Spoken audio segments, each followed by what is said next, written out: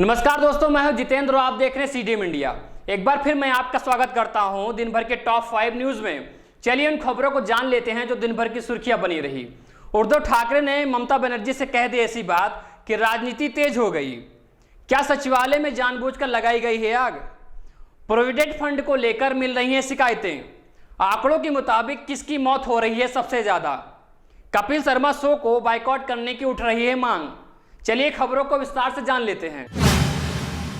GST, JEE और NEET exam को लेकर विपक्ष की बैठक चल रही है।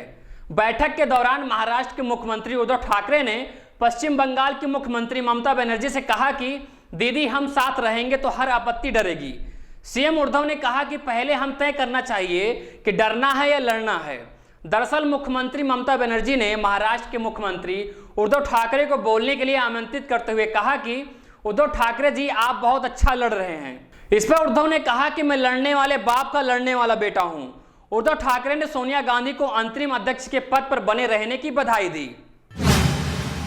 केरल सचिवालय में मंगलवार की रात अचानक आग लग गई थी। हालांकि फायर ब्रिगेड ने कुछ ही देर में आग पर काबू पा लिया था, लेकिन तब तक सचिवालय के बाहर हंगामा शुरू हो गया। बड़ी संख्या में भाजपा और कांग्रेस के नेता सचिवालय के बाहर जुट गए। दोनों ही पार्टी के नेताओं का आरोप था कि सचिवालय में जानबूझकर आग लगाई गई है ताकि गोल्ड स्मगलिंग के जुड़े सबूत नष्ट हो सके। कांग्रेस नेता रमेश चन्नीथला ने कहा कि गोल्ड स्मगलिंग मामले में बहुत जरूरी फाइलें पूरी तरीके से जला दी गई हैं। अब इस मामले से जुड़ी कोई भी बैकअप फाइल उपलब्ध नहीं है। यह एक संदिग्ध मामला है। इस पूरी घटना के लिए राज्य के मुख्यमंत्री पिनराई विजयन को जिम्मेदार हैं। केंद्र सरकार के रिटायर्ड कर्मियों को जीएफएफ यानी जनरल प्रोविडेंट फंड को लेकर जो शिकायतें मिल रही थी, अब सेवारत कर्मियों को वैसी ही शिकायतें का सामना करना पड़ रहा है। बहुत से कर्मियों को अभी तक वार्षिक स्टेटमेंट नहीं मिल सकी है। किसी कर्मी को स्टेटमेंट में अंतर देखने को मिल रहा है तो कहीं पर जमा और ब्याज राशि सही मिलान नहीं हो पाया। केंद्र सरकार ने अपने सभी विभागों से कहा कि वे सभी कर्मियों को बिना किसी देरी के उनकी जीपीएफ स्टेटमेंट उपलब्ध कराए। अगर किसी की स्टेटमेंट कोई गलती है तो उसे तुरंत प्रभाव से दुरुस्त कराया जाए। देश में अब तक 59,000 से ज्यादा कोरोना संक्रमित अपनी जान गंवा चुके हैं।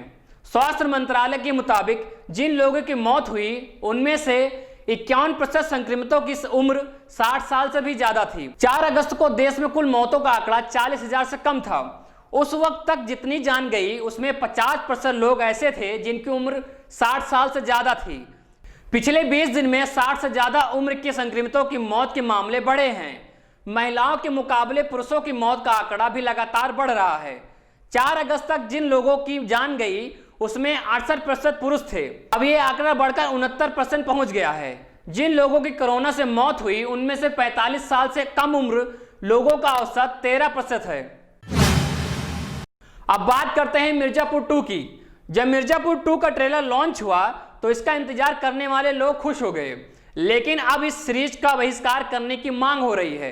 इसकी वजह है अली फजल के कुछ ट्वीट्स जो सीएए प्रोटेस्ट के दौरान उनके समर्थन में ट्वीट किए थे, जिस पर कुछ लोग फिल्म को बाइकआउट करने के लिए कह रहे हैं और साथ ही द कपिल शर्मा शो भी बाइकआउट करने के लिए कहा जा रहा है। लेकिन इसका कारण थोड़ा अजीब है क्योंकि इस शो के प्रोड्यूसर हैं सलमान खान, और सलमान खान ने इसी शो में सूरज पंचोली को कभी लॉन्च किया था, जिसकी वजह से ट्विटर पर boycott the Kapil Sharma show trend हो रहा है।